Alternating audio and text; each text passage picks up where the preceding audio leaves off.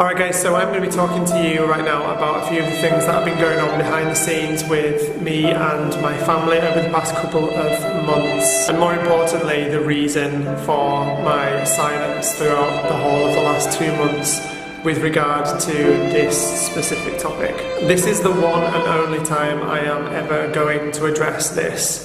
After this video, I am not going to be addressing this again. A lot of people out there have wrongly jumped to so many conclusions about me.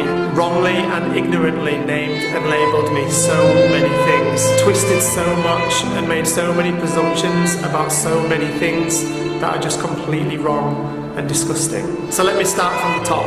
The only reason that I have stayed quiet and not addressed this until now was because of the advice given to me by our legal team. We have some of the best lawyers in the country that support me, that support us as a family, that support our business. And their advice from the very start of this was that we were to put out an initial statement on my Twitter, which I did, and then I was to say absolutely nothing. I wasn't to address this on my channel or otherwise. I wasn't to rise to any hate on any level, no matter how bad it was. And believe me, that alone has been one of the hardest things I have ever had to do. The safety of my family, and more importantly, our children, has been our priority over any other. And due to the nature of the things that people online have portrayed me as being, taking and acting on the advice of our legal team in this, has been the most important thing for us to do.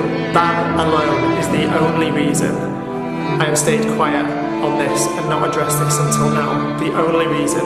Nothing to do with being guilty, nothing to do with being ashamed or anything else, any of the other ideas that I've seen and read about me over the last couple of months. Nothing. The only reason we've stayed quiet on this until now is because we've been acting on the advice of our legal team, and that's it. So let me make this very clear. Have I ever done anything that could be classed as sexually grooming somebody? No. Hell no. Of course I haven't. Am I a paedophile? No. Hell no. Am I a sexual predator? No. No. Have I ever done anything that could be classed as being sexually inappropriate to anybody? No. And now enough is enough. Now I want to talk to you guys about the relentless harassment that is happening to my family day in, day out at the minute. I can almost understand, knowing the way that the internet works, knowing the way the world works, how when a group of people feel like someone has done something so wrong, that people like to jump on a bandwagon, people like to get involved and put their 2 pence in, put their opinion across, and it's very easy to do so from behind the screen of a phone or the screen of a computer. Very, very easy. I don't agree with it whatsoever. In fact, I think it's absolutely disgusting that people do that, but I understand and I know that it happens because I know the way the world works. I know the way social media works. But the one thing in all of this that really disturbs me is the complete and utter lack of regard for my children in all of this. Those poor, innocent girls that don't deserve any of this. Those poor girls that are currently having their lives tainted and ruined in ways that none of you could imagine from behind your phone screens or behind your keyboards at home. All of you keyboard warriors at home behind your phone screens throwing out every single disgusting statement onto the internet that you can think of, especially onto Twitter, YouTube, using my name in every wrong and disgusting way that you can right now, yet without a single second's thought to the seriousness and the damage that you're causing on the other side of it. Not just to my life, and not just to Sarah's life, but more importantly, to my girls' lives.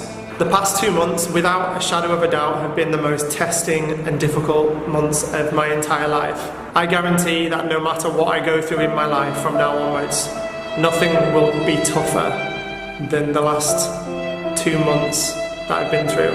We could have lost our business, something that Sarah and I, and the girls even, have all together collectively killed ourselves over for the last 2 years, so that we could give our children a better future, a future that we could have never imagined being able to give them before. We could have lost our home, we could have lost our family, our marriage, our friends, our reputation, everything. I don't think anybody that's online harassing people, writing disgusting things online about somebody has any idea about the damage that it is causing and it can cause on the other side of it. It's so easy to do. It's so easy to do from your nice, safe home, you know, write something disgusting about somebody on the internet and send it off and it's gone. You don't think about it again.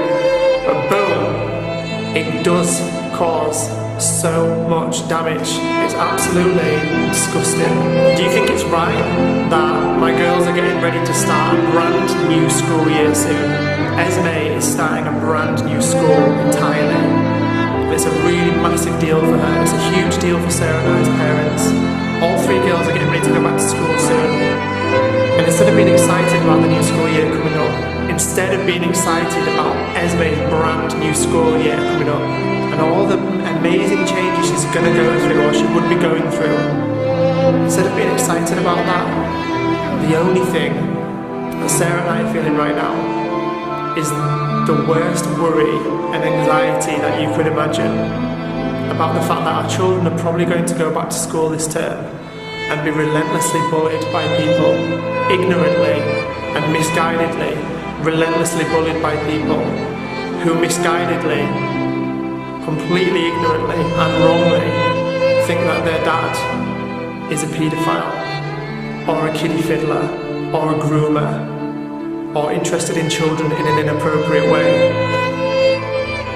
Like, what parent should ever have to go through that? What child should ever have to go through that? I am not a sexual groomer. I am not a paedophile. I am not a kiddie fiddler. I am not a sexual predator or any of the other ridiculous crap I have seen written about me online. Never in my life have I ever done anything that could be even remotely considered that. Not ever. I'm just a normal, hard-working husband and father. Normal guy. Just a straightforward, normal guy. And that's it. All of the continued relentless harassment that Sarah and I are facing online at the minute, especially on Twitter, is disgusting, is absolutely outrageous. And that alone is the only reason Sarah and I no longer have our Twitter accounts. Nothing to do with the fact that we're guilty, or ashamed, or running away, or hiding, or anything like that. Nothing at all to do with that.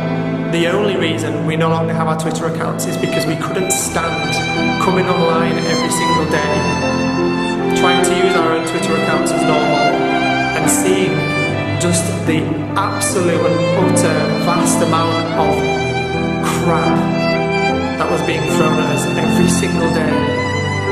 Complete and utter rubbish. Like, you couldn't even imagine the disgusting things that were being written about us online every single day. People talking about me being some sort of a sexual predator, a paedophile, a groomer, all this sort of stuff constantly, relentlessly. Not even just limited to Sarah and me, but it's our extended families too. My parents, Sarah's parents, our aunts and uncles, brothers, sisters, right the way down the family line. There are people dedicating their lives right now to try and tame every single aspect of mine and Sarah's lives in a completely inappropriate, wrong, untrue way. And it's absolutely and utterly disgusting. That alone is the only reason Sarah and I deleted our Twitter accounts. For our own sanity. That's it. All of this continued harassment that Sarah and I are facing every day has turned into nothing other than a witch hunt. It's a witch hunt, and it's absolutely outrageous. We can't even use our own personal Instagram accounts to show our followers, the people that support us every day, pictures that we want to show them, videos that we want to show them, because when we do, they're just spammed relentlessly with absolutely disgusting comments, untrue statements, and rubbish beyond belief by anonymous accounts, even not anonymous accounts, just people who are completely and utterly misguided in what they're thinking. about myself and about Sarah. My phone number and my address was posted online. In fact, this has been done multiple times over the past 2 months. Something that shouldn't ever happen to anybody. I had people calling my phone relentlessly, like literally every minute, calling my phone relentlessly, giving me death threats, telling me that they were going to come to my house and set my home on fire in the night with my children in it. They were going to come to my house and harm me in front of my children. They were going to come and do all sorts of things to my property, to my car. They were going to catch me on the street and seriously harm me. People actually turning up at my home address too. And I do want to put this out there that not one single person that has actually come to my home address since my address was posted online has done so in an angry or a nasty way. It's only been people who have come to show support, or just people to come and say hi and be nice, people who support us and love us. Nobody of the bad category has turned up or anything like that's happened. But it has got to a stage where Sarah and I don't feel safe in our own home anymore at all. To the point where we've had to put our brand new house, our beautiful home that we love so much, we've had to put it on the market to sell because we can't live there anymore. We just don't feel safe at all. So we need to sell that house and move to somewhere much more private where nobody knows our address and we can feel safe again. Calling somebody publicly the disgusting things and wrong things that people have been calling me is such a dangerous thing to do. It's inciting violence and hatred on such a public level, such a public platform, that I could have literally anybody walk up to me in the street without warning and attack me and seriously harm me, even kill me, all because they've got some misguided and wrong idea that I'm interested in children or that I'm some kind of sexual predator from all of this rubbish that's online, which is just completely and utterly untrue and wrong. Nobody would know this from my vlogs that we put out every day, but behind the camera, I'm a complete and utter wreck right now. I've lost all of my confidence in myself. I've lost all of the confidence and love for what we do, and I'm constantly living in fear. Fear of somebody turning up at my house or somewhere I'm at in the street to hurt me. Fear of the next set of harassing statements online. Fear of the next small YouTuber trying to use my name in a defamatory and wrong way for their own personal gain. How has that become acceptable nowadays? Smaller YouTubers that maybe get 100 to 200 views per video now do a video on exposing Chris Ingham and they get a couple of 100,000 views. So the same small YouTuber then does multiple videos using my name in the title, exposing Chris Ingham version 2 or whatever it may be.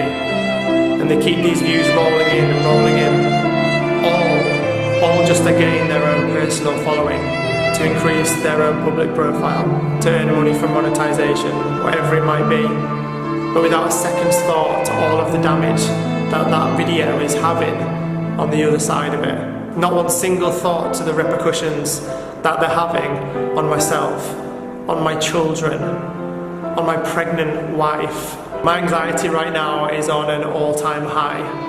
It's no secret to anybody that I struggled very badly in my late teens, especially with OCD. I am yet to do a video on that. I am going to do that. But it's no secret to anybody that I used to struggle very badly with my mental health when I was younger. And right now, my mental health is on an all-time low, to the point where I'm having to take anti-anxiety medication every single day just to get me through the day. And then this past weekend happened when we arrived in Australia. As we arrived in Australia, we all came through immigration together. I was asked to step to one side, and Sarah and the girls were told that they could carry on and enter the country, and they were fine. But I was taken to a holding cell. I was stripped of my phones, stripped of my computer, my iPads, and everything else that I had on me. I was put in a holding cell and I was left there for 3 hours, not knowing why I was being held, not being told anything at all, absolutely terrified and scared out of my mind. My poor wife, who is very early pregnant, who hadn't been to sleep all night. We'd had a night flight the night before, none of us had slept. We'd arrived at 7 AM into Australia, and she'd been told to go out into the terminal, and her husband had been taken away, And she was left there also with 3 children who were desperate to know where their dad was, why I'd been taken away. Sarah, worried, out of her mind, no idea what's happening with me. Nobody told her anything. Nobody was talking to her at all. So she was worried sick for 3 hours. My pregnant wife, who hadn't slept, who was suffering so badly right now with morning sickness. She had to sit in an airport terminal on her own with 3 children who were desperately anxious and terrified about where their dad was. She had to sit there and worry for 3 or more hours, having no idea where I was, what was going on with me, why I was being held, nothing. Until after around 3 hours, I was told that the reason I was being held was because somebody had made some kind of anonymous tip-off to Border Force in Australia that I had been apparently on the run from the UK police for grooming young girls in the UK, or something along those lines, something disgusting like that, and that they had to investigate those claims before that they could let me into the country. They had stripped and downloaded every piece of personal and private information from my phones, my computer, my iPads, interviewed me numerous times, for which I told them the full story of what's been going on with me for the past 2 months. They found absolutely nothing on any of my devices whatsoever. The police back home confirmed also that I certainly was not on the run from them for anything, and that they were not investigating me for anything, and had never been investigating me for anything. And with an apology, after more than 4 hours, I was allowed to enter the country and go. I was told, semi-reassuringly, that apparently this kind of thing isn't uncommon. An ex-girlfriend is mad at her ex-boyfriend for whatever reason who's travelling into a country, so she drops an anonymous tip-off to the border force of that country that he's carrying something he shouldn't be perhaps, and the boyfriend gets stopped and investigated before they can be let in the country. It was without doubt the most scary, surreal and terrifying thing that I've ever been through in my entire life. The entire 4 hours, I was just sick. I couldn't believe what was happening. We just spent the whole night excited about the fact that we were about to start our adventure in Australia, somewhere we've never been to before, somewhere we've saved up for months to be able to afford, somewhere we've looked forward to and talked about for months, somewhere we've planned to give Isabel the best 13th birthday that she can ever have, because that's the reason for this trip, is for Isabel. And so that we can give her the 13th birthday that we want to give her. All of that was about to be destroyed. All of that was about to be destroyed. I had no idea if I was going to see my family again, or what was going to happen to me, where I was going to be sent. Not to mention my poor pregnant wife, who was left for more than 4 hours, not knowing anything at all. Nobody spoke to her. She had no clue about why I was being kept, if she was going to see me again, where I was, what was happening with me. She was going out of her mind with worry. Her and my children went through absolute hell. At the start of something that should have been so happy and so positive, they went through absolute hell. And that is not acceptable on any level. That is way beyond harassment. It's way beyond anything that anybody should ever have to endure. And anybody watching this right now that thinks that calling an anonymous false and fake wrong tip into a border force and having that happen to a family, anybody that thinks that that is acceptable to do that to a family, then I just don't have any words for that. I am constantly terrified at the minute that the stress of everything that's going on, the stress of all of this relentless hounding that Sarah and I are being faced with right now, I'm so terrified that this is going to cause her to miscarry our baby. She's under the worst stress that I could ever imagine a new mum having to be under. No one who is newly pregnant, no one at all should ever have to go through stress like this, let alone when you've just found out you're pregnant, and you should be celebrating and enjoying this new amazing chapter in your life. No pregnant mum should have to deal with the stress that is on Sarah's head constantly at the minute because of all this, and I am just terrified every single day that this relentless hounding that we're going through right now is going to cause her to miscarry our baby. The fact of the matter is that all of these people who are hounding me right now and hounding Sarah right now, all of the people that are posting these disgusting, wrong, completely incorrect and defamatory statements about me online right now, the ones that are trying so hard to destroy the Ingham family, why? Why would anybody want to do that to a family? Why would anybody want to do that to poor, innocent children?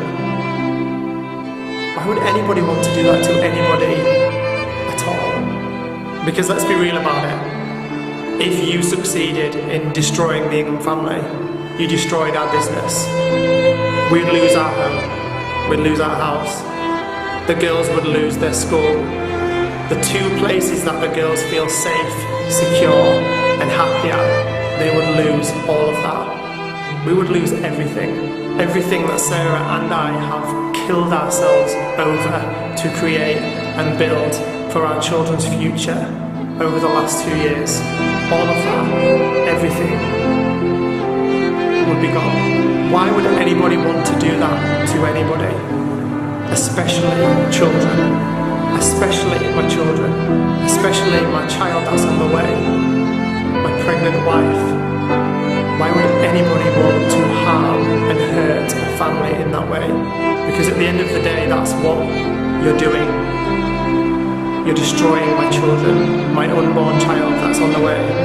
They're the people that you're damaging right now and that you're hurting. Why would anybody want to do that? Especially to children. This is not just saying words online anymore. This has gone way, way past that. And it needs to stop now. I would just like to take a minute to say thank you to everybody that has supported me, supported Sarah and our girls through all of this from the very start. Every single one of you that watches our videos every day, thank you so, so much. That alone means more to us than we could ever tell you. We could never thank you enough for that, for your continued love, your continued support on every single thing that we do. Thank you so, so much from the bottom of all of our hearts.